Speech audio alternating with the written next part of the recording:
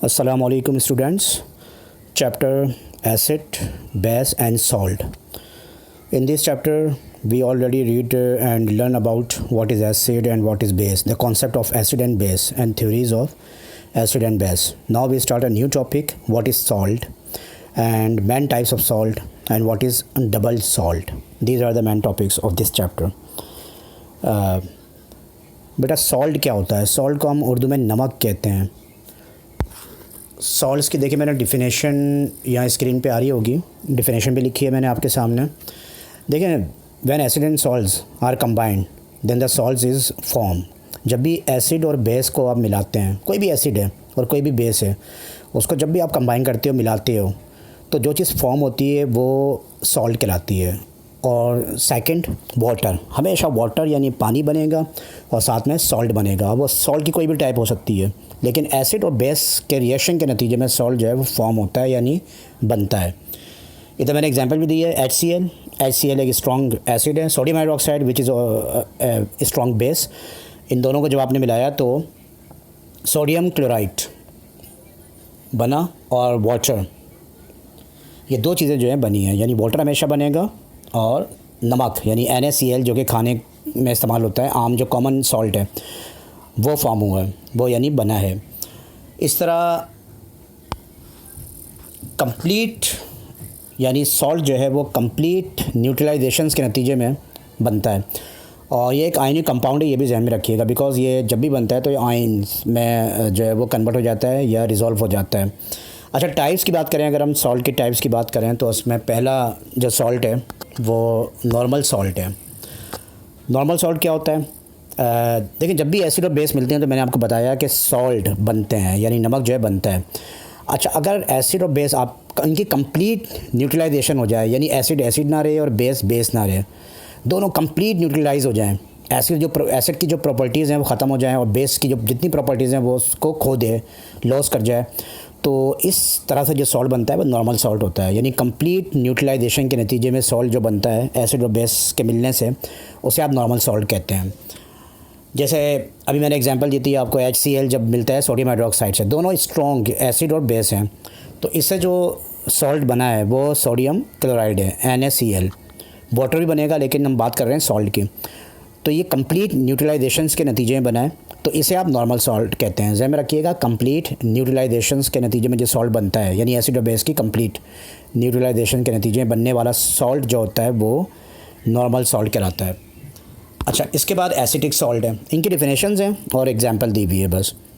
Acidic salt ये partially न्यूट्रलाइजेशंस के नतीजे में बनता है, यानी जब एसिड बेस से मिलता है और जो एसिड है उसकी कंप्लीट नहीं, पार्शली न्यूट्रलाइजेशंस का प्रोसेस हो, तो जो सॉल्ट बनेगा वो एसिडिक सॉल्ट कहलाएगा। यानी मतलब ये है कि जो भी सॉल्ट बनेगा उसके अंदर H आयन मौजूद रहेंगे, और H आयन इस बात का प्रूव है, इस बात की दलील होगी कि इसके अंदर जो है वो एसिड मौजूद है। तो एसिडिक सॉल्ट जो कि पार्शल न्यूट्रलाइजेशंस के नतीजे बनता है।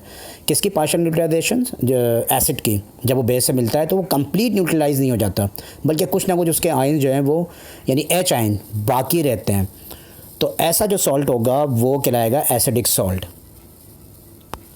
इसमें मैंने एग्जांपल भी दी है, सोडियम हाइड्रोक्साइड है which is base, strong base, hydrochloric acid, ये दोनों मिले, इनको आपने केमिकल रिएक्शन करवाया सोडियम बाईसल्फेट।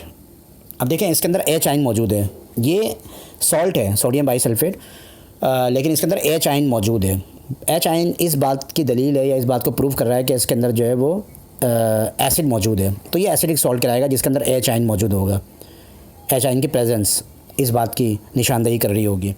तो ऐसे सॉल्ट जो कि पार्शली न्यूट्रलाइजेशंस के नतीजे बनता है, उसको आप एसिड की पार्शली न्यूट्रलाइजेशंस के नतीजे बनने वाला सॉल्ट जो होता है वो एसिडिक सॉल्ट कहलाता है।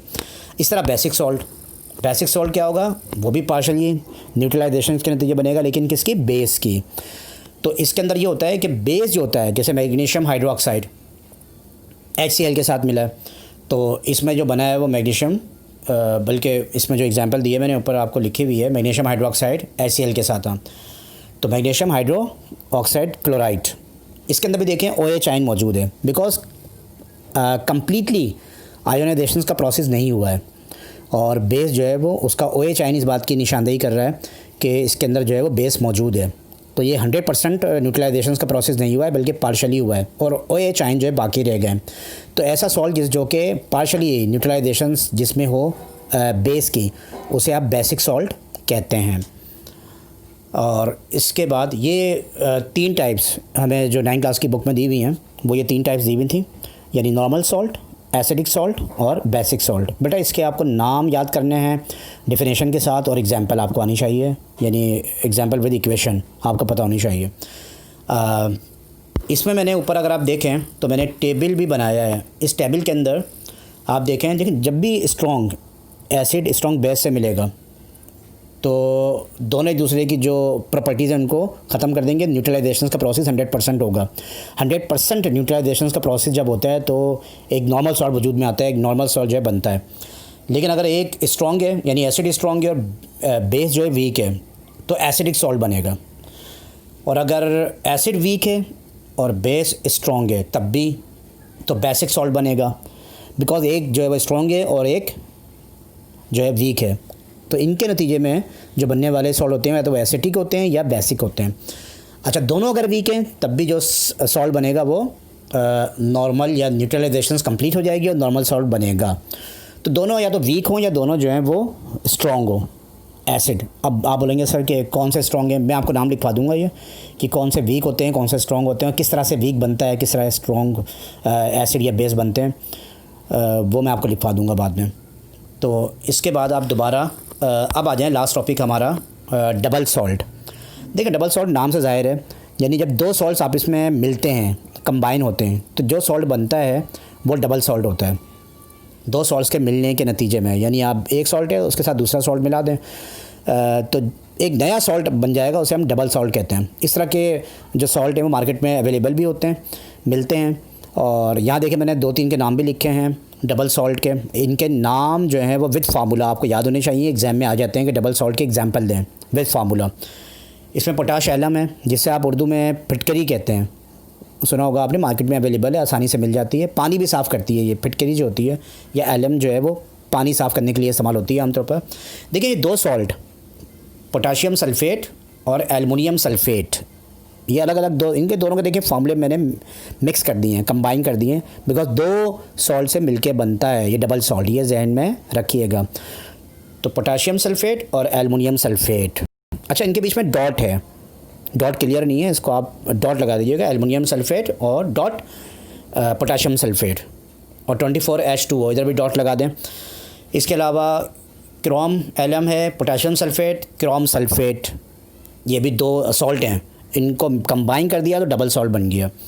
इस तरह मोहर सॉल्ट, ये भी एक सॉल्ट है, फेरिक सल्फ़ेट और अमोनियम सल्फ़ेट, ये 2 सॉल्ट्स, इनके बीच में भी डॉट आएगा, ferric sulphate dot ammonium sulphate. तो इस तरह से ये 2 सल्फ़ेट मिले हैं तो डबल सॉल्ट जो है वो बना है।